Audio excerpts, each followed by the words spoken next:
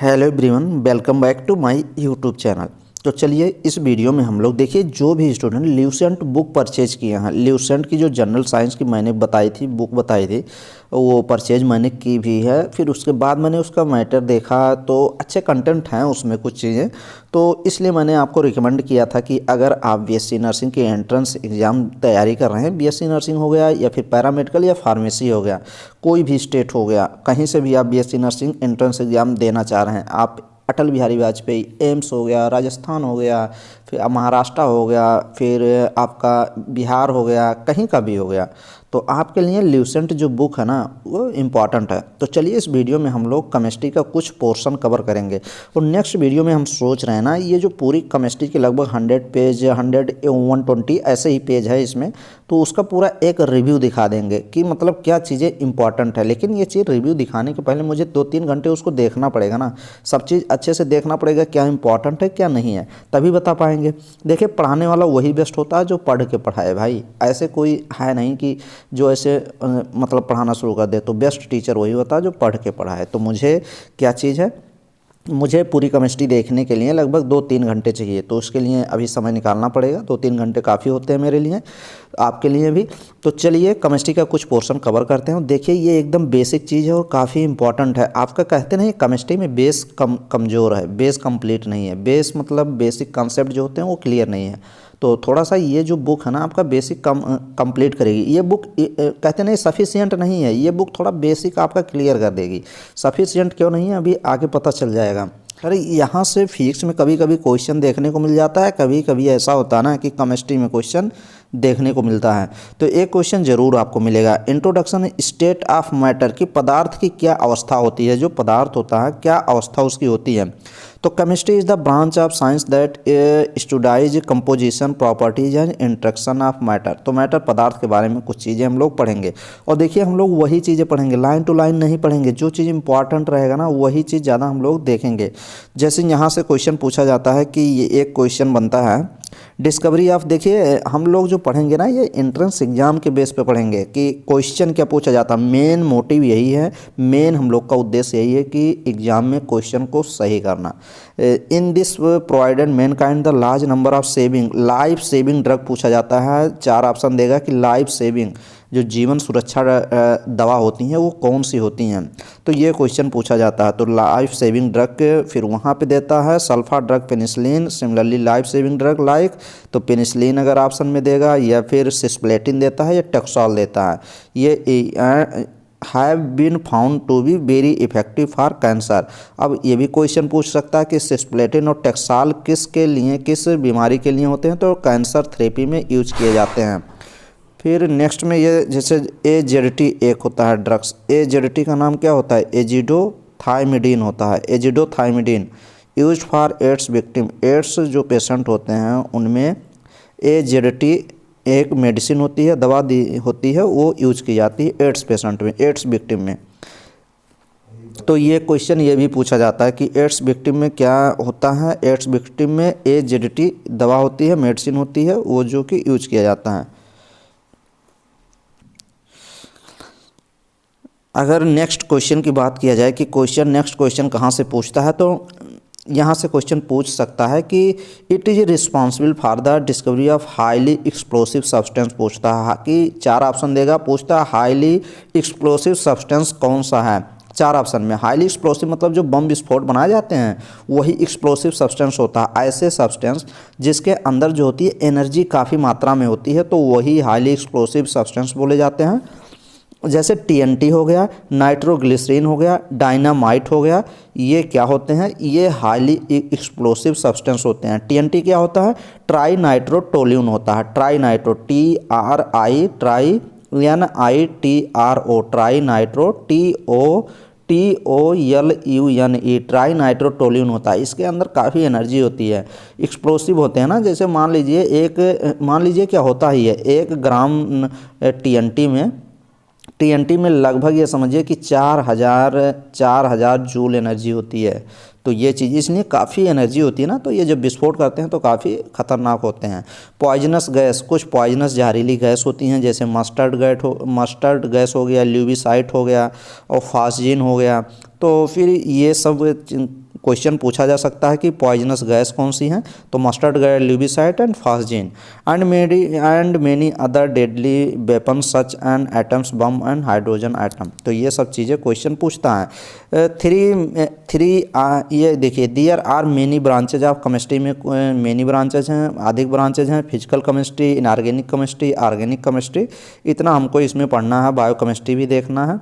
तो चलिए हम लोग आगे देखते हैं, फिजिकल केमिस्ट्री के बारे में देखते हैं कि फिजिकल केमिस्ट्री क्या है। तो देखिए, physical chemistry nature of matter, जो पदार्थ की अवस्था क्या है, नेचर क्या है उनका, पदार्थ की।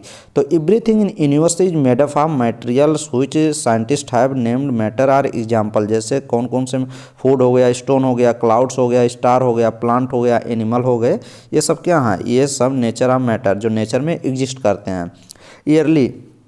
तो यहाँ से आप देख लेंगे, यहाँ से देखिए एक क्वेश्चन यहाँ से पूछा जाता है, लेवासियर करके एक है यहाँ से।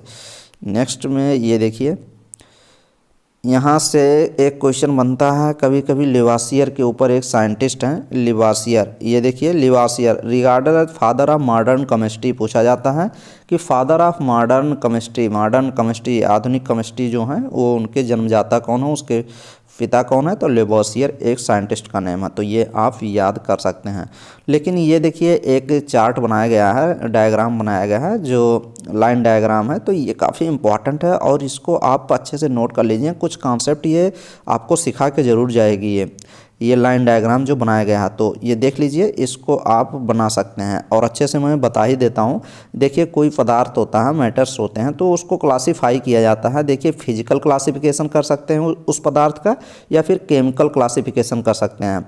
अब देखिए, फिजिकल क्लासिफिकेशन अगर करते हैं तो फिजिकल क्लासिफिकेशन किसी कोई पदार्थ जो होता है उसका फिजिकल क्लासिफिकेशन सॉलिड स्टेट में आती है, लिक्विड स्टेट और गैसियस स्टेट। किसी पदार्थ के 3 रूप होते हैं, सॉलिड, लिक्विड एंड गैस। ये चीज़ देखिएगा।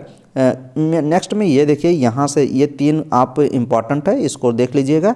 नेक्स्ट में केमिकल क्लासिफिकेशन, क्वेश्चन डायरेक्ट पूछा जाता है कि फिजिकल क्लासिफिकेशन में किसी मैटर का कितना फेज होता है, कितनी स्टेज होती है, तो सॉलिड, लिक्विड और गैसियस स्टेज। नेक्स्ट में केमिकल क्लासिफिकेशन अगर करते हैं किसी मैटर का, तो उसमें प्योर सब्सटेंस आता है और मिक्सचर आता है। मिक्सचर में आपका 2 चीज़ आएगा। मिक्सचर में देखिए, होमोजेनियस मिक्सचर होता है जो मिक्स हो जाए और दोनों को अलग दिखाई ना दें, वो होमोजीनियस। हेट्रोजीनियस ऐसे मिक्सचर जो मिले लेकिन दोनों दिखाई दें, जैसे मिट्टी में चीनी मिला देना, तो वो हेट्रोजीनियस होता है। अभी आगे इन सभी चीज़ हम पढ़ेंगे। नेक्स्ट में देखिए, जो प्योर सब्सटेंस होता है ना, प्योर सब्सटेंस की जो बात हो रही है।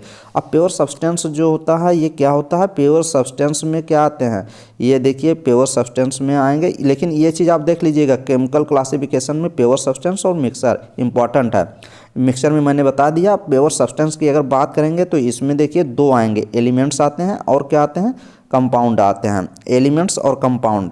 अब देखिए, यहाँ पे किया गया है, कंपाउंड में क्या आएगा, कंपाउंड में ऑर्गेनिक आते हैं और इनऑर्गेनिक। ऑर्गेनिक क्या होते हैं, इनऑर्गेनिक क्या होते हैं, आगे ये सब चीज़ क्लियर करेंगे।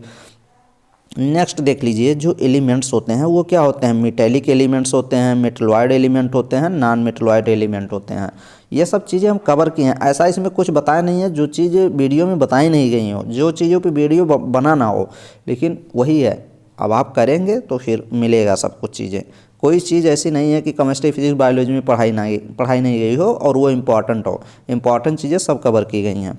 नेक्स्ट में देखिए, matter can exist in 3 phase. देखिए, पदार्थ जो होती है वो एग्जिस्ट करती है कितने फेज में, 3 फिजिकल स्टेट में करती है। तो फिजिकल स्टेट अगर पूछेगा तो आप 3 लगाएंगे, solid, liquid state and gaseous. देखिए, सॉलिड स्टेट है, लिक्विड स्टेट में है और ये गैसियस स्टेट में है।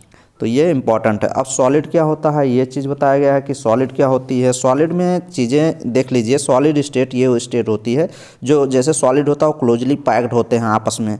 फिर उसके बाद उसमें इंट्रामालिकुलर यहाँ पे इंटरमालिकुलर लिखा है, मतलब 2 के बीच में, दो मॉलिक्यूल्स के बीच में इंटर बोला जाता है। और अगर एक ही के अंदर बोला जाए ना तो इंट्रा हो जाता है, INTER हो जाता है, इंट्रा। लेकिन यहाँ इंटर लिखा है ना, हम लोग इंटर करते नहीं हैं 11th और 12th के बीच में, इंटर बोलते हैं इसीलिए।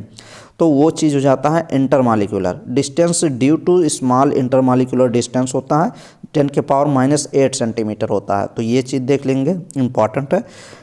नेक्स्ट में हम लोग बात करेंगे, अगर बात करनी है तो आप चलिए कुछ आगे हम लोग चलते हैं। सॉलिड की चीज़ें देख लिए, सॉलिड में क्या चीज़, सॉलिड आर, हाँ सॉलिड आर क्लासिफाइड। ये देखिए ये इंपॉर्टेंट है कि सॉलिड को, जो सॉलिड मैटर होते हैं उनको क्लासिफाई किया गया है टू टाइप में, एक क्रिस्टलाइन सॉलिड होते हैं और एक एमार्फस सॉलिड होता है। ये देखिए क्रिस्टलाइन सॉलिड और एमार्फस सॉलिड। अब क्रिस्टलाइन सॉलिड क्या होते हैं भाई, क्रिस्टलाइन सॉलिड होते हैं ऐसे क्रिस्टलाइन सॉलिड दी कंस्टिट्यूएंट पार्टिकल, देखिए जो कंस्टिट्यूएंट पार्टिकल होते हैं जैसे एटम्स हो गया, मॉलिक्यूल्स हो गए, आयंस हो गए, are arrange in definite geometrical pattern in all, मतलब इनका जो ये एटम्स मॉलिक्यूल आयंस जो है ना, ये मतलब व्यवस्थित होंगे, लेकिन एक मतलब डिफिनिट, ऐसे नहीं कि रैंडम में ही व्यवस्थित होंगे, एकदम डिफिनिट में व्यवस्थित होंगे। तो ये होते हैं क्रिस्टलाइन। तो ये चीज़ अभी फिर उसके बाद ये हो गए क्रिस्टलाइन सब्सटेंस। अगर एमार्फस की बात किया जाए कि क्रिस्टलाइन सॉलिड, ये देखिए क्रिस्टलाइन का यहाँ पे एग्जांपल आपको दिख जाएगा, यहाँ सम कुछ एग्जांपल दिए गए होंगे। देखिए some example of crystalline solid, जैसे सोडियम क्लोराइड NaCl हो गया, कैल्शियम फ्लोराइड CaF2 हो गया, क्वार्ट्स हो गए, डायमंड हो गया, ग्रेफाइट हो गया, आइस हो गया, जिंक हो गया, सल्फर सल्फाइड हो गया, जिंक सल्फाइड हो गए। तो ये आपके इतनी चीज़ें आपके क्रिस्टलाइन किस में आते हैं, क्रिस्टलाइन सॉलिड में। अगर एमार्फस सॉलिड की बात किया जाए तो एमार्फस सॉलिड सेम होते हैं, लेकिन इनका रैंडम नहीं फिक्स होता है। देखिए जैसे एमार्फस सॉलिड होते हैं, amorphous solids and constituent particle are not arrange in any regular fashion, regular fashion में नहीं होते हैं, एक ऐसे हो जाएगा, एक यहाँ हो गया, एक यहाँ हो गया, ऐसे ये रैंडम में होते हैं। तो ये चीज़ हो जाएगा। अब इसमें आप एमार्फस में आप देख लेंगे एमार्फस क्या चीज़ होती है। एमार्फस में एग्जाम्पल आप देख सकते हैं कि एग्जाम्पल देखिए, examples of amorphous solid are, जैसे गैस हो गया, गैसेस हो गए, रबर हो गया, प्लास्टिक हो गए, ये सब एमार्फस में आएंगे। Amorphous silicon is one of the best photovoltaic material available for conversion of sunlight and electricity. तो ये चीज़ हो जाएगा। अब आपको एक फिगर दिखा देते हैं एमार्फस और क्रिस्टलाइन सॉलिड का, सकते हैं आप। ये क्रिस्टलाइन सॉलिड का फिगर मैंने कलेक्ट किया है, क्रिस्टलाइन सॉलिड और वर्सेस एमार्फस सॉलिड ये दिए गए हैं। क्रिस्टलाइन सॉलिड ये देखिए इसका जो अरेंजमेंट होता है ना, ये एकदम यहाँ से देखिए एकदम फिक्स होता है, डेफिनिट होता है, फिक्स होता है।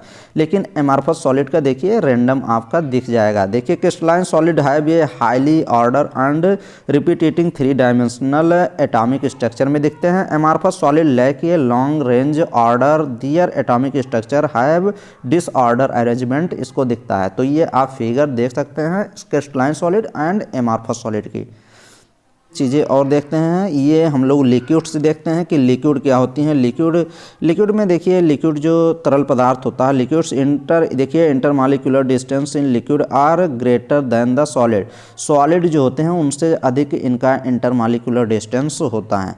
तो इतना चीज़ देख लेते हैं। और यहाँ पे देखिए liquids have a slightly higher compressibility and thermal expansion than that of solid, solid की अपेक्षा इनकी कंप्रेसिबिलिटी और थर्मल एक्सपेंशन क्या होती है, हाईली हायर होती है। कॉमन एग्जांपल जैसे वाटर, मिल्क, ऑयल, अल्कोहल, ये क्या सब चीज़ होते हैं, सब लिक्विड ही होते हैं, तरल होते हैं। गैस के फॉर्म में देख लेते हैं, गैस क्या चीज़ होती है, molecular sufficient apart from one and other gases the intermolecular distance. हाँ इसमें देख सकते हैं गैस का जो इंटरमॉलिक्यूलर डिस्टेंस होता है उसका आर्डर जो होता है 10⁻⁻7 से लेके 10⁻⁵ सेंटीमीटर तक होता है। तो ये इंपॉर्टेंट है, ये बस आप देख सकते हैं। नेक्स्ट में अगर बात करेंगे तो चलिए हम लोग नेक्स्ट में आते हैं। नेक्स्ट में कुछ चीज़ें और अगर इम्पॉर्टेंट होगी तो वो भी चीज़ें हम लोग देख लेंगे। जैसे इसमें देख लीजिए, इसमें हाँ ये चीज़ है, gases are highly compressible as compare to solid and liquid. तो ये चीज़ है the liquefied petroleum gas LPG cylinder that we get our home to for cooking on oxygen supplied, जो हॉस्पिटल में ऑक्सीजन को सप्लाई किया जाता है या फिर कुकिंग खाना बनाने के लिए जो गैस यूज किए जाते हैं सिलेंडर में, वो जैसे नेचुरल गैस हो गया, CNG यूज किए जाते हैं फ्यूल के माध्यम से। दीज डे इन व्हीकल, जो इस समय गाड़ियों में यूज किए जाते हैं। फिर उसके बाद compressed into small cylinder transport, common example जैसे एयर हो गया, ऑक्सीजन हो गया, नाइट्रोजन हो गया, अमोनिया हो गया, कार्बन डाइऑक्साइड, ये सब चीज़ें हो गई। Changes in physical classification of matter. अब ये देखिए यहाँ से चीज़ें इंपॉर्टेंट हो गई। Changes in physical classification of matter, matters का कुछ फिजिकल जो उनका चेंजेज होता है किसी पदार्थ में, तो चेंजेस के आधार पे कुछ क्लासिफाई किया गया है। 3 स्टेट ऑफ मैटर, मैटर जो होते हैं 3 स्टेट के होते हैं, उनका स्टेट होता है, जैसे सॉलिड स्टेट हो गया, लिक्विड स्टेट हो गया, गैसेस हो गए। अब ये इंटर कन्वर्टिबल होते हैं, चेंजिंग द कंडीशन टेम्परेचर और प्रेशर की वजह से ये अपना कंडीशन चेंज करते हैं तीनों। जैसे देखिए सॉलिड, अगर कोई चीज़ सॉलिड है, अगर उसको हीट प्रोवाइड कर दोगे तो लिक्विड में चेंज कर जाएगा, पानी में चेंज हो जाएगा, लिक्विड तरल पदार्थ में चेंज हो जाएगा। लेकिन अगर लिक्विड को फिर हीट कर दोगे तो फिर गैस फॉर्म में हो जाएगा ना। उसी प्रकार से गैस को अगर कोल्ड कर दिया जाए, कोल्ड मतलब ठंडा कर दिया जाए, तो वो लिक्विड फॉर्म में आ जाएगा फिर। लेकिन लिक्विड को फिर कोल्ड कर दिया जाए तो वो सॉलिड फॉर्म में, मीन्स बर्फ़ हो जाएगा, सॉलिड हो जाएगा। तो ये इंटर कन्वर्टिबल हैं एक दूसरे में, ये चीज़ आप लिख सकते हैं। इसको आगे एक्सप्लेन किया जाएगा। सॉलिड का लिक्विड में बनना कुछ उसको बोला जाता है, टर्म बोला जाता है। लिक्विड को गैस में बनना कुछ उसको बोलते हैं, गैस को लिक्विड में बनना कुछ चीज़ें बोला जाता है, लिक्विड को सॉलिड में बनना कुछ चीज़ें, उसको एक टर्म दिया जाता है। वो वही टर्म क्वेश्चन पूछता है बार बार, तो वही टर्म आपको पता होना चाहिए। और टर्म हाँ इम्पॉर्टेंट हो जाते हैं वो चीज़। तो चलिए हम चीज़ें देखते हैं। जैसे फर्स्ट में आप देख सकते हैं, फर्स्ट में आप चीज़ें जहाँ से इम्पॉर्टेंट होंगी हम लोग वही देखेंगे, क्योंकि टाइम ज़्यादा है नहीं, तो टाइम को बर्बाद भी उतना ज़्यादा करना नहीं है। तो चलिए हम लोग बात करते हैं। यहाँ से आप difference between gas and vapour में आप डिफरेंस देख सकते हैं, कुछ चीज़ें यहाँ से आप ले सकते हैं ज्ञान। तो ये देखिए वेपर्स क्या होती हैं और गैस क्या होता है, डिफरेंस बिटवीन गैस। नहीं तो हम लोग गैस और वेपर्स, जो भाप होता है और जो गैस होता है, एकदम सेम मान लेते हैं। Vapours represent gaseous state, vapours जो होता है ये रिप्रेजेंट करता है गैसियस स्टेट को, gaseous state of substance which is liquid at room temperature. क्या होती है, जो वेपर्स होती है ये रूम टेम्परेचर पे तो लिक्विड होती है। ये substance is gaseous state eight room temperature is called gas. लेकिन गैस जो होता है वो रूम टेम्परेचर पे ही गैस ही रहता है, बस इतना ही डिफरेंट है, but not vapour. For example जैसे अमोनिया हो गया, अमोनिया का फुल फॉर्म, अमोनिया का फार्मूला क्या होता है, NH3 होता है, अमोनिया हो जाएगा। फिर उसके बाद ammonia is a gas, ammonia एक गैस है, नॉट ए वेपर, वेपर्स नहीं है। But water on heating form vapour, लेकिन वाटर को अगर गर्म कर दोगे, हीट कर दोगे, रूम टेम्परेचर पे वाटर क्या रहेगा, वाटर ही रहेगा। लेकिन उसको टेम्परेचर दे दो 100 सेंटीग्रेड प्रोवाइड कर दोगे तो बॉयल करने लगेगा और वाटर वेपर फॉर्म में भाप बन जाएगा। तो बस इतना ही डिफरेंस है कि वेपर्स जो होता है वो, देखिए वेपर्स जो होता है रिप्रेजेंट गैसियस स्टेट को तो रिप्रेजेंट करता है, लेकिन वो लिक्विड रहेगा। अगर रूम टेम्परेचर पे वेपर है तो वो लिक्विड रहेगा, लेकिन अगर उसको टेम्परेचर मिल रहा है तो फिर वो वेपर फॉर्म में, गैस फॉर्म में रहेगा। जैसे देखिए water exist in 3 different stage, मैंने बता ही दिया है कि वाटर जो होता है पानी होता है, पदार्थ की बात किए थे, यहाँ पे वाटर जो होता है ये एग्जिस्ट कर सकता है, रह सकता है 3 डिफरेंट स्टेट में। जैसे देखिए वाटर का फॉर्म ही तो आइस होता है, बर्फ़ होता है। वाटर क्या हो गया, वाटर देखिए, वाटर को अगर क्या करोगे, वो अगर आइस, यही बर्फ़ है, इसको हीट कर दोगे तो कोल्ड में आ जाएगा। लेकिन कोल्ड को, वाटर को अगर कोल्ड ठंडा प्रोवाइड कर दोगे, जैसे देखते नहीं वाटर को ही तो फ्रिज में रख देते हैं तो आइस बन जाता है, उसी प्रकार से अगर वाटर को हीट कर दोगे तो वो वेपर में चेंज हो जाएगा, वाटर वेपर में। लेकिन वाटर वेपर को ही जब कोल्ड प्रोवाइड कर दोगे, फिर ठंडा कर दोगे तो वाटर हो जाएगा। अरे यार बरसात कैसे होती है, मानसून कैसे बनता है, एकदम सब यही सब सेम प्रोसेस चलते हैं। अभी सब क्लियर हो जाएंगे, लास्ट तक देखिए ना, मज़ा आएगा। नाउ फिर उसके बाद यहाँ पर आयोनाइज गैसेस, प्लाज्मा स्टेट क्या होती है। प्लाज्मा स्टेट जो होती है, ये plasma state consist of super energetic and super excited particle, these particle are in the form of, बस इतना जानिए, जो प्लाज्मा स्टेट होती है वो आयोनाइज्ड गैस होती है, आयोनाइज्ड गैस होती है। नेक्स्ट में हम लोग चलेंगे और कुछ चीज़ें, ये एक बोस आइंस्टीन कंडेंसेशन स्टेट, अभी ये सब चीज़ें क्लियर हो जाएंगी जैसे जैसे हम लोग पूरी कंप्लीट करेंगे। फिर आएंगे, देखिए यहाँ पे प्योर सब्सटेंस और एलिमेंट दिया गया है, इसकी थोड़ा सा हम लोग चर्चा कर लेते हैं कि प्योर सब्सटेंस और क्या होता है। प्योर सब्सटेंस क्या चीज़ होती है, प्योर सब्सटेंस और एलिमेंट की तो बाद में हम लोग कवर कर लेंगे। तो हम लोग बात करेंगे यहाँ पे, चलिए हाँ ये देख लेते हैं, इम्पॉर्टेंट थोड़ा सा लग रहा है, क्वेश्चन 1-2 बार पूछे गए हैं यहाँ से, तो ये चीज़ हम कवर कर सकते हैं। देखिए जैसे क्वेश्चन पूछता है, approximate relative abundance of some elements in the earth crust, पूछता है कि धरती में, अर्थ क्रस्ट में सबसे अधिक मात्रा में, अबाउंडेंस मीन्स अधिक मात्रा में क्या चीज़ होती है। तो देखिए अगर यहाँ पे देखिए एलिमेंट्स दिए गए हैं और यहाँ परसेंटेज इन अर्थ क्रस्ट, कितना परसेंट धरती में होता है, अर्थ क्रस्ट में होता है, ये चीज़ दे रहा है। फिर यहाँ पे फिर वही चीज़ है। तो सबसे अधिक अगर बात किया जाए कि अर्थ क्रस्ट में क्या होता है, तो ऑक्सीजन 46% होता है, 46.60% क्या होते हैं, 46.60% होता है, मतलब 46.60% ऑक्सीजन होता है। फिर उसके बाद नेक्स्ट में अगर बात किया जाए तो सिलिकॉन सबसे अधिक होता है। फिर उसके बाद बात किया जाए तो एल्युमिनियम, फिर दोबारा आयरन सबसे अधिक होता है, फिर आप कैल्शियम, फिर पोटेशियम, फिर मैग्नीशियम, फिर हाइड्रोजन सबसे देखिए 0.14 है, सबसे कम ही है। फास्फोरस तो 1.2, तो सबसे कम अगर इसमें है तो फास्फोरस है। तो आप 1 2 तो 3 4 याद करिए। ऑक्सीजन सबसे अधिक, सेकंड पे सिलिकॉन, थर्ड पे एल्युमिनियम, फोर्थ पे आयरन। तो ये आप इतना रैंडम 4 तो आपको याद होना चाहिए। और एक सबसे कम अगर देता है तो ये आप फास्फोरस देख सकते हैं, इससे भी कम है कुछ element. Elements are further classified into 3 phase. देखिए एलिमेंट्स को, अब यहाँ पे हम लोग जब एलिमेंट्स की बात करेंगे तो एलिमेंट्स देखिए, ये हम लोग क्या देखे थे, ये हम लोग एलिमेंट्स की बात किए थे। तो एलिमेंट्स एक सिंगल आइटम्स ही होते हैं, जैसे गैलियम देखिए, सीजियम, ये सब एलिमेंट्स क्या होते हैं, मेटल्स क्या होते हैं, ये सब चीज़ें एकदम अच्छे से बताई गई हैं। वीडियो में जब देखेंगे तो एक्सप्लेन किए गए हैं। Metals are solid. देखिए मेटल्स क्या होते हैं, मेटल्स क्या होते हैं, मेटल्स एक सॉलिड होते हैं। सॉलिड मेटल्स जब हम लोग पीरियाडिक टेबल किए थे तो मेटल्स क्या होते हैं, मेटल्स भाई सॉलिड ही होते हैं, धातु होते हैं, सॉलिड होते हैं। लेकिन एक्सेप्शन है एक, जब पीरियाडिक टेबल में एक मरकरी की बात करेंगे तो वो भी तो मेटल्स ही है, लेकिन वो क्या करता है ना, वो रूम टेम्परेचर पे क्या होता है, लिक्विड होता है। एक्सेप्शन है mercury which is liquid at room temperature. Question पूछा जाता है कि मरकरी जो है वो क्या है, लिक्विड है, सॉलिड है, क्या है, तो वो मरकरी रूम टेम्परेचर पे क्या है, नॉर्मल अगर पूछेगा तो वो क्या है, लिक्विड है। कंडीशन कोई दे तो भले, लेकिन रूम टेम्परेचर क्या मतलब 25 डिग्री सेंटीग्रेड रूम टेम्परेचर ही तो होता है 25 डिग्री से। तो ये देखिए चलिए, and normally hard, they have bright lustre, they have high melting point. ये सब चीज़ें देख लीजिए क्या क्या चीज़ें मेटल्स की होती हैं जो कि इम्पॉर्टेंट हो जाती हैं। मेटल्स क्या चीज़ होते हैं, मेटल्स का हाई मेल्टिंग पॉइंट उनका जो क्या होता है, हाई होता है, एंड बॉइलिंग पॉइंट भी हाई होता है। आल्सो गुड कंडक्टर होते हैं, हीट एंड इलेक्ट्रिसिटी का गुड कंडक्टर मेटल्स होते हैं।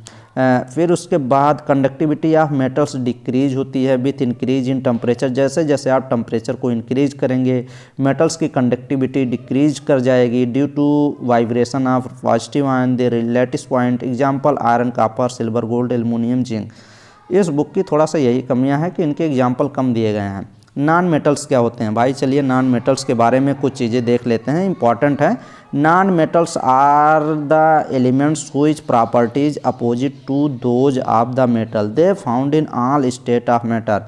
तो नॉन मेटल्स जो होते हैं वो non metals element with properties opposite, metals के जस्ट अपोजिट होता है। तो जो बताया गया उसके अपोजिट आप कर लीजिए।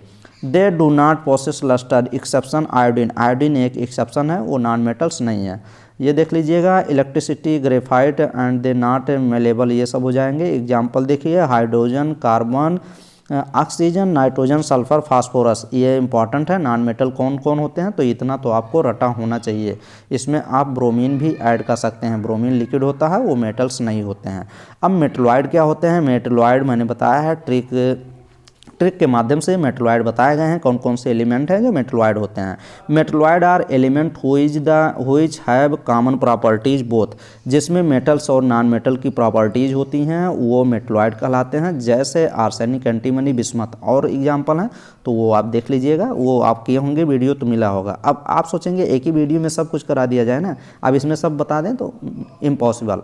आप जाइए वीडियो को ज़्यादा से ज़्यादा रिवाइज करिए, अगर तैयारी कर रहे हैं तो कर ही रहे होंगे, बताने की बात नहीं है। चलिए यहाँ पे कुछ चीज़ें देख रहे हैं। Approximate percentage of element in human body, important है। क्वेश्चन बनता ही है कि ह्यूमन बॉडी में एलिमेंट का कितना अधिक परसेंटेज होता है, कौन से एलिमेंट हैं जो ह्यूमन बॉडी में सबसे अधिक पाए जाते हैं। तो इधर एलिमेंट, इधर परसेंटेज, इधर एलिमेंट, इधर परसेंटेज दिए गए हैं। सबसे अधिक देखिए यहाँ पर भी ऑक्सीजन दिखाई देगा, 65% होते हैं ह्यूमन बॉडी में ऑक्सीजन। फिर कार्बन 18 हो जाएगा, हाइड्रोजन 10 हो जाएगा, नाइट्रोजन 3 हो जाएगा, कैल्शियम 2 हो जाएगा, फास्फोरस। तो ये इतना आप देख सकते हैं, इंपॉर्टेंट है। आयरन तो काफ़ी कम मात्रा में है। नेक्स्ट में आप देखिए कंपाउंड के बारे में देख सकते हैं। कंपाउंड क्या चीज़ें होती हैं? Compound are pure substance that are composed of 2 or more different element. 2 या 2 से अधिक एलिमेंट जो मिलकर बनते हैं उसी को कंपाउंड बोला जाता है। तो ये चीज़ हो जाएगा। जैसे वाटर हो गया, वाटर देखिए, वाटर में एक कंपाउंड H2O है। फिर शुगर में C6H5 वो शुगर का फार्मूला हो जाए C12H6O, वो सब हो जाएगा। फिर साल्ट में हो जाएगा, क्लोरोफॉर्म का देखेंगे, अल्कोहल का देखेंगे, ईथर का देखेंगे। तो ये सब अलग अलग फार्मूले एलिमेंट मिलके कंपाउंड बना लेते हैं। फिर compound are classified into 2 type. अब कंपाउंड कितने टाइप के होते हैं ये चीज़ दिया गया है जो कि इम्पॉर्टेंट है। Compound are classified into 2 type, organic compound and inorganic compound. अब ऑर्गेनिक कंपाउंड क्या होते हैं? ऑर्गेनिक कंपाउंड वो कंपाउंड होते हैं जो बने होते हैं लिविंग सोर्स से, जो जीवित सोर्स से जो मिलते हैं उसको ऑर्गेनिक कंपाउंड कहते हैं। Organic compound the term organic now applied hydrocarbons हो गया, डेरिवेटिव जैसे कार्बोहाइड्रेट, प्रोटीन, ऑयल, फैट्स, ये सब क्या है? ऑर्गेनिक कंपाउंड हैं। इन सबका एक एक चैप्टर है भाई। कार्बोहाइड्रेट पढ़िए, प्रोटीन पढ़िए, ऑयल पढ़िए, फैट पढ़िए, ये सबका एक चैप्टर है। पॉलीमर पढ़िए, ये सब एक का एक चैप्टर है, एक एक चैप्टर है केमिस्ट्री में। तो ऐसे नहीं है कि ऑर्गेनिक कंपाउंड बना दिया गया बस इसका नाम जान गए, तो इसके बारे में पढ़िए, इंटरेस्टिंग है सब चीज़ें। इनऑर्गेनिक कंपाउंड के बारे में पढ़ेंगे। The compound obtain from non living source, जो नॉन लिविंग अजीवित सोर्स से जो प्राप्त किए जाते हैं वो इनऑर्गेनिक कंपाउंड होते हैं। जैसे रॉक्स, चट्टान हो गया, मिनरल्स हो गए, इनऑर्गेनिक कंपाउंड ये सब में आते हैं। एग्जाम्पल देखिए, कॉमन साल्ट हो गया, NaCl हो गया, मार्बल जो पत्थर होते हैं, वॉशिंग सोडा हो गया, ये सब क्या है? ये सब इनऑर्गेनिक कंपाउंड हैं। फिर कुछ मिक्सचर मटेरियल भी होते हैं जो दोनों से मिक्स होके सब्सटेंस से बनते हैं। तो ये चीज़ हो जाए, जैसे मिल्क हो गया, सी वाटर हो गया, पेट्रोल हो गया, पेंट ग्लास, सीमेंट, ये सब मिक्सचर मटेरियल हैं। नेक्स्ट में कुछ मिक्सचर मटेरियल से ये देखिए यहाँ काफ़ी इंपॉर्टेंट हो जाती है। There are 2 type of mixture, 2 type के मिक्सचर होते हैं। एक होमोजीनियस मिक्सचर जो शुरू में ही बताया था मैंने, और हेट्रोजीनियस मिक्सचर क्या होते हैं? होमोजीनियस मिक्सचर क्या होता है भाई? दूध में पानी मिलाना क्या है? Homogeneous mixture. दोनों को आप देख पाएंगे? अलग अलग नहीं देख पाएंगे अगर कोई इक्विपमेंट की हेल्प ना लें। ये देखिए, ये mixture are said to be homogeneous if ये has a uniform composition throughout and there are no visible boundaries. कोई दूसरे में मतलब बाउंड्री ना हो कि अलग अलग आप देख पा रहे हैं, तो वो मिक्सचर होमोजीनियस सेपरेशन आपको दिखेगा। अब इसमें can not be seen even bye microscope से भी इसको अलग अलग नहीं देख सकते। Example common salt dissolve in, जैसे NaCl मिक्सचर क्या होते हैं? इसके एग्जाम्पल कॉमन साल्ट NaCl अगर देखिए वाटर में मिला दिया जाता है पानी में तो दिखता है क्या? अलग अलग नहीं दिखता है। Dissolve in water, iodine dissolve in CCl4, benzene in toluene, benzene को टोल्यून में मिला दिया जाएगा, मेथिल एल्कोहल को वाटर में। तो ये सब होमोजीनियस मिक्सचर के एग्जाम्पल हो जाएंगे। हेट्रोजीनियस मिक्सचर आप एकदम जस्ट होमोजीनियस का उल्टा ही होता है। Mixture is said to be heterogeneous if it does not have any uniform composition throughout and has visible boundaries. इसमें आपको विजिबल रहेंगी। एग्जाम्पल देखिए, मिक्सचर ऑफ सल्फर सैंड, अगर बालू में आप सल्फर मिला देंगे तब भी दिखेगा। आयरन फिलिंग्स सैंड, अगर आयरन को आप मिला देंगे सैंड में तब भी आपको दिखेगा बालू में। सेपरेशन ऑफ मिक्सचर, अब ये देखिए, ये यहाँ से भी इंपॉर्टेंट हो जाती हैं चीज़ें। Some method of separation of mixture are given below. Question पूछा जाता है सब्लिमेशन किसको बोला जाता है भाई? इंपॉर्टेंट है। सब्लिमेशन क्या चीज़ें हैं यार? सब्लिमेशन देखिए काफ़ी ऐसे दे देता है सब्लिमेशन, फिर उसके बाद अलग अलग दे देगा 4 ऑप्शन। और एक देखिए, sublimation is a process of conversion of solid, अगर कोई चीज़ सॉलिड है, मान लीजिए सॉलिड इनटू वेपर, अगर सॉलिड को ये मान लीजिए यहाँ आइस का टुकड़ा है, अगर उसको डायरेक्ट इनटू वेपर में फॉर्म में किया जाए तो यही तो सॉलिड यही तो सब्लिमेशन कहलाता है। सॉलिड को वेपर में चेंज करना, भाप में चेंज करना, sublimation. Without passing through the liquid state बीच में नहीं आएगा। And method can be use for substance which sublime in their separation from non sublimate. तो ये आप एग्जांपल रट सकते हैं। सब्लिम नेफ्थलीन हो गया, आयोडीन हो गया, और एमोनियम क्लोराइड, कैम्फर भी आप देखे होंगे। तो ये चीज़ हो जाएगा, इसका एग्जाम्पल होता है सब्लिमेशन। एग्जाम्पल नोट कर लीजिए और इसका पता होना चाहिए सब्लिमेशन मीन्स होता क्या है। इसका सब्लिमेशन देखिए, डायरेक्ट देखिए process of direct conversion of vapour into solid, solid से डायरेक्ट कन्वर्ट किया जा रहा है वेपर में, तो उसी को बोलते हैं सब्लिमेशन और उसी को बोलते हैं होवार फ्रोस्ट। एक एग्जांपल ये भी नोट में आप देख लीजिए, अगर डायरेक्ट कन्वर्ट कर रहे हैं तो एक होवार फ्रोस्ट साइंटिस्ट के नेम पे है। ये भी इंपॉर्टेंट है कि क्वेश्चन पूछा जा सकता है होवार फ्रोस्ट क्या है। ये सब्लिमेशन ही प्रोसेस है जिसमें सॉलिड को डायरेक्ट कन्वर्ट किया जाता है वेपर्स में। चलिए इसका फिगर भी हम दिखाते हैं आपको। यहाँ पे आप सब्लिमेशन प्रोसेस ये देख सकते हैं कि सब्लिमेशन प्रोसेस चल रहा है। ये आप फिगर अगर आप समझ गए ना तो काफ़ी चीज़ें आप समझ जाएंगे। ये देखिए, ये आप ऐसे ट्रायंगल फॉर्म में आप बना सकते हैं। एक तरफ सॉलिड कर लीजिए, एक तरफ लिक्विड कर लीजिए, एक तरफ गैस कर लीजिए। पहले शुरू करते हैं हम सॉलिड से। अगर सॉलिड से आपको गैस बनाना है डायरेक्ट तो आप सब्लिमेशन उसको बोल देंगे।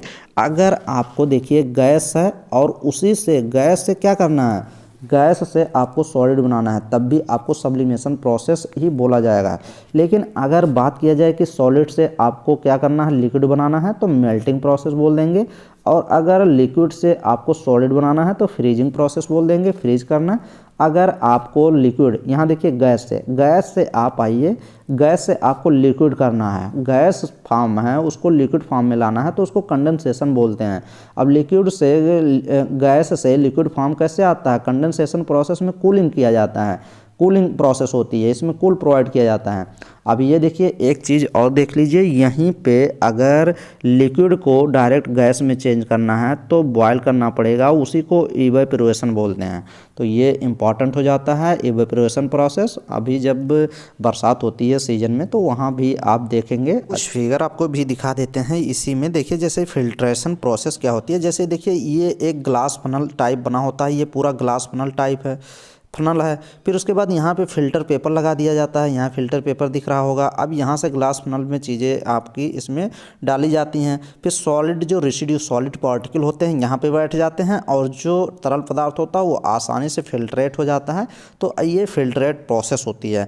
नेक्स्ट में देखिए, ये तो एकदम अच्छे से आप ऑब्जर्व कर सकते हैं, काफ़ी एकदम अच्छा। जैसे देखिए ये तालाब है, कोई नदी है। अब यहाँ से देखिए सूरज की रोशनी इस पर पड़ती है, पानी पे पड़ती है, तालाब पे।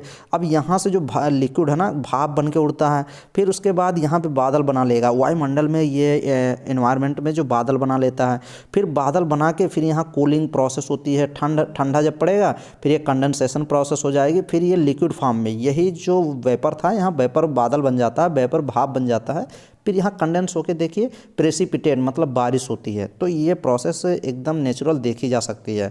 फिर यहाँ पे क्रिस्टलाइजेशन क्या चीज़ होती है, ये देखिए वाटर ऑफ क्रिस्टलाइजेशन, वाटर का क्रिस्टलाइजेशन कैसे किया जाता है। जैसे देखिए यहाँ पे क्या चीज़ है, इवेपोरेशन प्रोसेस किया जा रहा है। वाटर है उसको गर्म करके सॉल्युबल सॉलिड जो होते हैं ये इनसॉल्युबल होते हैं और भाप बन जाएगा। भाप बन के फिर ये देखिए यहाँ पे फिल्टर पेपर यहाँ पे लगा दिया जाएगा, फिर हॉट सैचुरेटेड सॉल्यूशन यहाँ पे आ जाएगा और फिर यहाँ पे फिल्टर होके चीज़ें आपका आसानी से यहाँ पे चीज़ें आ जाएंगी। फिर यहाँ देखिए क्रिस्टल ऑफ सॉल्युबल सॉलिड, जो सॉल्युबल सॉलिड में क्रिस्टल जो होते हैं जो सॉल्युबल होते हैं, इनसॉल्युबल नहीं जो सॉल्युबल होते हैं, मतलब मिल जाते हैं, वो क्रिस्टलाइजेशन प्रोसेस ये पूरी कंप्लीट हो जाती है। जो क्रिस्टल होते हैं जो सॉल्युबल सॉलिड होते हैं वो आके यहाँ क्रिस्टलाइजेशन हो जाती है। जैसे सॉल्युबल सॉलिड क्या होते हैं, जैसे नमक हो गया, नमक क्या है, जैसे पानी में डालेंगे तैसे घुल जाएगा। चीनी क्या है, जैसे पानी में डालेंगे घुल जाएंगे। तो क्रिस्टलाइजेशन प्रोसेस यही ऐसे ही करते हैं।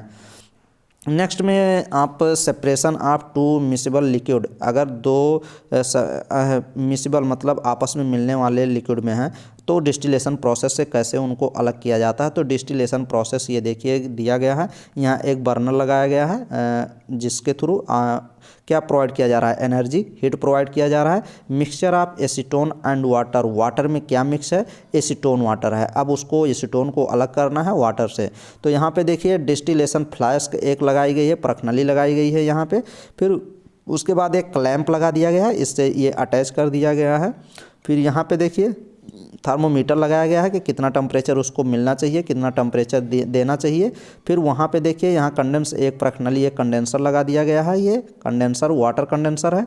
वाटर आउटलेट, यहाँ से वाटर आउटलेट हो रहा है, यहाँ पे एक क्लैंप लगा गया है और यहाँ पे वाटर कंडेंसर ये पूरा है। यहाँ पे देखेंगे कोल्ड वाटर इन, यहाँ पे कोल्ड वाटर यहाँ से थोड़ा सा इन कर दिया जा रहा है, यहाँ वाटर आउट कर दिया जा रहा है। फिर उसके बाद एसीटोन देखिए नीचे एकदम एसीटोन यहाँ से निकल के आ जाएगा। तो ये चीज़ हो जाएगा डिस्टिलेशन प्रोसेस, ये एकदम अच्छे से देखने को मिलता है। तो ये पूरी प्रोसेस रही। नेक्स्ट में हम लोग चलिए नेक्स्ट टॉपिक देखते हैं, सेडिमेंटेशन एंड ये देखिए डिकैनिटेशन। ये इंपॉर्टेंट। सेडिमेंटेशन क्या होता है? सेडिमेंटेशन चीज़ें होती हैं, अगर आप देखेंगे कि this method used when one component is liquid, एक कंपोनेंट लिक्विड है and other is insoluble liquid है लेकिन उसमें एक सब्सटेंस है जो सॉल्युबल जो लिक्विड फॉर्म में इनसॉल्युबल है, मतलब घुलेगा नहीं। हाइवियर देन लिक्विड, मड जैसे हो गया, कीचड़ हो गया एंड वाटर हो गया, तो उसको सेडिमेंट करना, सेडिमेंटेशन प्रोसेस चल के ही ये सब चीज़ें की जाती हैं। जैसे प्यूरिफिकेशन वाटर, जहाँ ट्रीटमेंट प्लांट लगा होता है, वाटर ट्रीटमेंट प्लांट, जैसे शहरों के जो ये मड कीचड़ जो जाते हैं ना नाले के थ्रू, वो सेडिमेंटेशन किए जाते हैं। ट्रीटमेंट पूरा प्लांट होता है। वीडियो है मेरे पास, मैं दिखाऊंगा। मैं तो गया भी था टहलने, जब बीएससी नर्सिंग कंप्लीट के दौरान कम्युनिटी पोस्टिंग लगती है ना, तो ले जाते हैं सब दिखाने। वीडियो में डाल देंगे, देख लीजिएगा आप लोग। Melting point, concept of change in state. ये देखिए मेल्टिंग पॉइंट क्या चीज़ें होती हैं, कोई चीज़ मेल्ट होना। कांस्टेंट टेम्परेचर एंड हुई सॉलिड बिकम लिक्विड, सॉलिड को क्या किया जाए, लिक्विड में चेंज किया जाए, तो वही है मेल्टिंग पॉइंट। क्वेश्चन यहाँ से बनता है कि मेल्टिंग पॉइंट ऑफ आइस, वो जो बर्फ़ होता है उसका मेल्टिंग पॉइंट कितना होता है, तो 0 डिग्री सेंटीग्रेड होता है। Melting point of sodium chloride, यानी Cl का जो मेल्टिंग पॉइंट होता है, ये भी पूछता है कि यानी Cl का, सोडियम क्लोराइड का मेल्टिंग पॉइंट कितना होता है, तो आप देख सकते हैं 800 डिग्री सेंटीग्रेड होता है। क्वेश्चन ये पूछे जाते हैं। मेल्टिंग पॉइंट और चीज़ें देख सकते हैं। Melting point that substance can change considerably. Melting point है mixture of ice and salt. अगर ice and salt, freezing mixture देख लेंगे -15, ये सब चीज़ें हटाइए। बॉइलिंग पॉइंट पे आइए। क्वेश्चन यहाँ से पूछा जा सकता है कि बॉइलिंग पॉइंट क्या चीज़ें होती हैं। द कांस्टेंट टेम्परेचर, एक फिक्स टेम्परेचर होता है। एट हैज लिक्विड चेंज, जो लिक्विड होता है, तरल होता है, वो चेंज हो जाता है वेपर फॉर्म में, वेपर्स स्टेट में, under normal atmospheric pressure is called boiling point. भाई साहब, कोई भी कांस्टेंट टेम्परेचर होता है, सभी के लिए बॉइलिंग पॉइंट होता है। लिक्विड जो चेंज हो जाता है वेपर्स में अंडर नॉर्मल एटमॉस्फेरिक प्रेशर, कोई अंडर नॉर्मल एटमॉस्फेरिक प्रेशर होना चाहिए। जैसे डायरेक्ट क्वेश्चन पूछता है कि लिक्विड दे देगा, वाटर दे देगा और बॉइलिंग पॉइंट दे देगा। पूछेगा वाटर का बॉइलिंग पॉइंट कितना होता है, कितने टेम्परेचर प्रोवाइड करने पे वाटर बॉयल करने लगता है, तो 100 डिग्री सेंटीग्रेड तक जब प्रोवाइड करेंगे वाटर को तो बॉयल करने लगता है, तभी तो वाटर का बॉइलिंग टेम्परेचर बोला जाता है 100 डिग्री सेंटीग्रेड। उसी प्रकार इथेनॉल का बॉइलिंग पॉइंट, जो बॉइलिंग पॉइंट करें, बॉइलिंग पॉइंट 78.3 डिग्री सेंटीग्रेड होता है। इथेनॉल को जब इतना टेम्परेचर प्रोवाइड करोगे तब वो बॉयल करना शुरू होगा। क्लोरोफॉर्म का 62 डिग्री सेंटीग्रेड बॉइलिंग पॉइंट होता है और एसीटोन का 66 होता है। तो क्या होता है बॉइलिंग पॉइंट। फ्रीजिंग पॉइंट देख सकते हैं। फ्रीजिंग पॉइंट ऑफ वाटर का फ्रीजिंग पॉइंट कितना होता है, 0 डिग्री सेंटीग्रेड पे वाटर फ्रीज कर जाता है, बर्फ़ बन जाएगा। इवेपोरेशन, ये भी काफ़ी इंपॉर्टेंट हो जाता है। एक चीज़ समझना कि इवेपोरेशन क्या चीज़ होती है। तो इवेपोरेशन देखिए, the process of conversion of a liquid किस में चेंज हो रहा है, वेपर्स में, eight room temperature is called evaporation. अगर कोई भी टेम्परेचर ना दिया जाए, रूम टेम्परेचर एक फिक्स टेम्परेचर होता है, कांस्टेंट टेम्परेचर होती है। रूम टेम्परेचर पे अगर 25 डिग्री सेंटीग्रेड रूम टेम्परेचर होता है, रूम टेम्परेचर पे लिक्विड जो चेंज हो रहा है वेपर्स में, तो उसी को इवेपोरेशन बोलते हैं। इवेपोरेशन काज कूलिंग। इवेपोरेशन क्वेश्चन पूछता है कि कूलिंग, इवेपोरेशन क्या करता है, कूलिंग, हीटिंग क्या करता है, तो ये कूलिंग करता है। इंपॉर्टेंट क्वेश्चन है। Actually during evaporation the molecules having higher kinetic energy. जब इवेपोरेशन होता है तो उसमें जो मॉलिक्यूल्स होते हैं उनकी काइनेटिक एनर्जी अधिक होती है, इसके फ्रॉम सरफेस से, तभी तो वो ऊपर जाते हैं। And liquid therefore average kinetic energy of rest decrease therefore cooling, ये सब चीज़ हो जाएगा, फिर कूल करेंगे। यहाँ पे देखिए कुछ क्वेश्चन यहाँ से बन सकता है। रेट ऑफ इवेपोरेशन इंक्रीज, कब इवेपोरेशन जो प्रोसेस होती है वो कब इंक्रीज होगी। अगर देखिए अगर एन यहाँ से आप देख सकते हैं, अगर बात किया जाए ए इंक्रीज इन सरफेस एरिया, अगर सरफेस एरिया बढ़ा दिया जाए तो इवेपोरेशन इंक्रीज हो जाएगा। इंक्रीज इन टेम्परेचर, अगर टेम्परेचर बढ़ा दिया जाए तभी इवेपोरेशन हो जाएगा।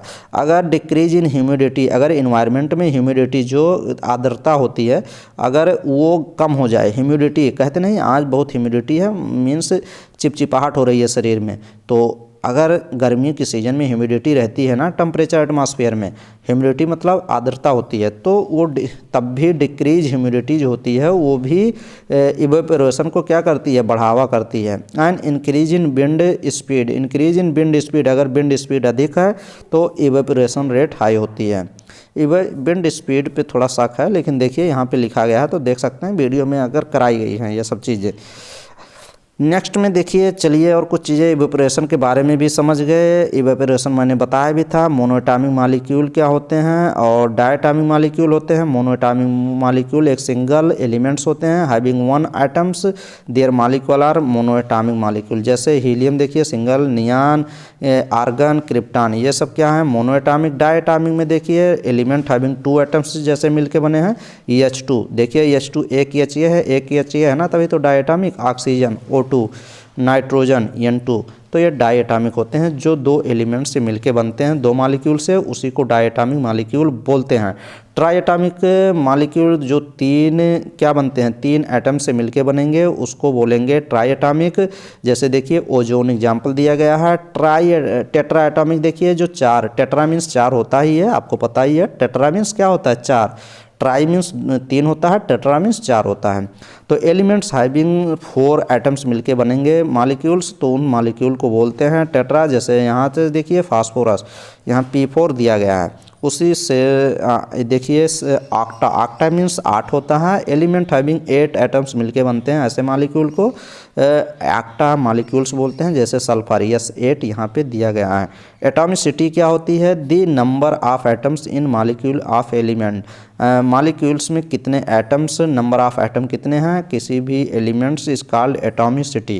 जैसे देखिए यहाँ पे दिया गया है H2 का एटॉमिसिटी 2 होता है, P4 का एटॉमिसिटी 4 होता है। अब इस पूरे मॉलिक्यूल में कितने एटम हैं, H2 एक एटम से ये हो गया, एक एटम से ये हो गए, तो 2 ही तो एटम है। P4 में कितने P है, 4 है, तो 4 एटॉमिसिटी हो गई। यहाँ देखिए O2 कितने एटॉमिसिटी है, 2 है। S8 में 8 एटॉमिसिटी है। तो कितने नंबर ऑफ एटम, कितने नंबर ऑफ एटम किसी मॉलिक्यूल्स ऑफ एलिमेंट में हैं, तो उसी को कि एक मॉलिक्यूल में कितने एलिमेंट के एटम्स हैं उसी को क्या बोलते हैं, एटॉमिसिटी। अब देखिए यहाँ से वैलेंसी ये भी इंपॉर्टेंट हो जाती है कि वैलेंसी क्या है, combined capacity of an atom, एक एटम की कितनी कंबाइनिंग कैपेसिटी होती है। आप फिर फ्री रेडिकल, आप ये रेडिकल इज कॉल्ड वैलेंसी, उसी को वैलेंसी बोलते हैं। देखिए other word we can say that valency of an element of a radical is the number of hydrogen atom that will combine with combined या फिर displace one atom of the element or radical example. जैसे example ये देखिए यहाँ पे first one atom of chlorine combined with one hydrogen, एक one atom chlorine के combine करते हैं एक हाइड्रोजन आइटम से, जैसे HCl, एक देखिए क्लोरीन एक हाइड्रोजन से मॉलिक्यूल से अटैच है, उसी को वैलेंसी ऑफ क्लोरीन एटम्स बोलते हैं। तो उसी प्रकार ये प्रोसेस में क्या चीज़ें होती हैं। फिल्ट्रेशन प्रोसेस देखिए, this process for quick and complete removal of suspended solid particle, solid particle को हटाना, रिमूव करना, यही फिल्ट्रेशन कहलाता है। From liquid passing the suspension through the filter, example removal of solid particle from the engine oil car engine, filtration of the, तो ये main part ये समझिए फिल्ट्रेशन में सॉलिड पार्टिकल को हटाना होता है। इवेपोरेशन आप समझ गए होंगे कि process of conversion of liquid into vapours, liquid को वेपर्स में लाना इवेपोरेशन कहलाता है, ये भी आप समझ गए होंगे। और कूलिंग प्रोसेस प्रोवाइड करता है। जैसे देखिए इसके एग्जाम्पल दिए गए हैं, काफ़ी बेस्ट एग्जाम्पल दिया गया है। Evaporation of water in summer, summer गर्मियों में इवेपोरेशन प्रोसेस एकदम आंखों से आप देख सकते हैं। फ्रॉम ए पॉन्ड, किसी भाई आप तालाब पे जाइए या झील में जाइए, वहाँ देखिए जब सूर्य की रोशनी तालाब के पानी पे पड़ती है ना, तो वहाँ भाप बन के उड़ता है, बादल में जाता है। Preparation of common salt from common salt salt जो खाने वाली साल्ट बनाई जाती है वो भी इसी प्रोसेस से सी वाटर से के थ्रू बनाई जाती है, बाय इवेपोरेशन ऑफ वाटर के थ्रू बनाई जाती है। ड्यूरिंग समर में गर्मियों में water kept in earth and pool, ये सब चीज़ें हो जाएंगी। अर्थ को कूल प्रोवाइड करता है इवेपोरेशन की वजह से। क्रिस्टलाइजेशन क्या प्रोसेस होती है? क्रिस्टलाइजेशन प्रोसेस देख लीजिए। This method mostly use separation and purification of solid substance. Solid substance का सेपरेशन अलग करना, प्यूरिफाई करना क्रिस्टलाइजेशन कहलाता है। This process impure solid mixture is heated with suitable solvent, जैसे alcohol, water, acetone, chloroform, boiling point, ये सब चीज़ें हम लोग देख लेंगे। नेक्स्ट में आएंगे डिस्टिलेशन। यहाँ पे देखिए ये क्वेश्चन पूछा जा सकता है कि डिस्टिलेशन क्या होता है। It is process of converting a liquid into vapours by heating.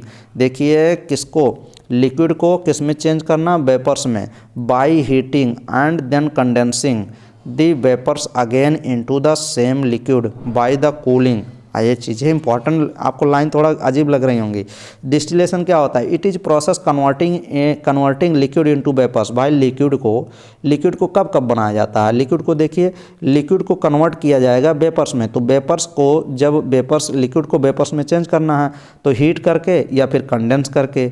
तो यह देखिए डिस्टिलेशन, ये पूरा आप लिख लीजिए। डिस्टिलेशन में दो चीज़, वेपराइजेशन और कंडेंसेशन। तो ये चीज़ दो चीज़ें आपको अच्छे से देख लेने हैं। तो डिस्टिलेशन में वेपराइजेशन और कंडेंसेशन प्रोसेस आपको देखने को मिलेंगी। अब इसमें देखिए लिक्विड को किस में चेंज करना है, लिक्विड को वेपर्स में चेंज करना है। Heating and then condensing of vapour again into same liquid. फिर उसके बाद कंडेंसिंग प्रोसेस लगा के फिर उसके बाद वेपर्स को लिक्विड में चेंज कर लेते हैं। तो डिस्टिलेशन प्रोसेस ये पूरी कंप्लीट होती है।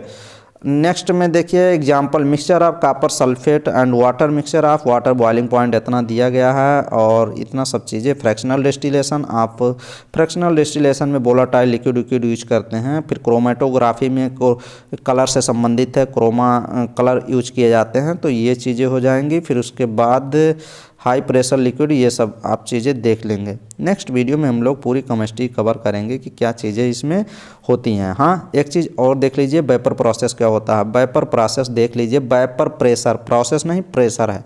वेपर प्रेशर क्या चीज़ें होती हैं? The pressure exerted by the vapours of liquid in equilibrium with liquid is given temperature is called vapour pressure. Vapour pressure जो लगाई जाती है किसके द्वारा? वेपर्स के द्वारा। लिक्विड जब उसको इक्विलिब्रियम में क्या किया जाता है, लिक्विड टेम्परेचर प्रोवाइड करोगे तो वेपर्स बनेगा। वेपर प्रेशर कुछ लगाती है, उसी को वेपर्स प्रेशर बोलते हैं। वेपर प्रेशर डिपेंड किस पे करती है? नेचर पे एंड टेम्परेचर पे।